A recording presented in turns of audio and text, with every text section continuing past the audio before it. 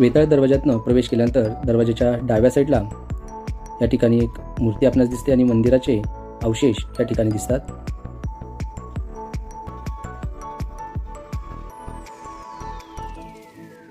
वेताळ दरवाजापासून पुढे चालत आल्यानंतर साधारणतः 10 मिनिटाच्या अंतराने या ठिकाणी पाषाणामध्ये सुंदर कोरलेली श्री हनुमानांची मूर्ती या ठिकाणी आपलं लक्ष वेधून घेते.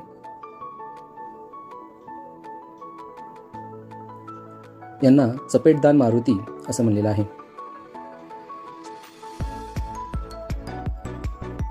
किल्ल्यावरती अनेक वाड्यांचे अवशेष, वास्तूंचे अवशेष या ठिकाणी नजरेस पडतात. त्यातील काही या ठिकाणी असलेले वाड्यांचे व वास्तूंचे अवशेष.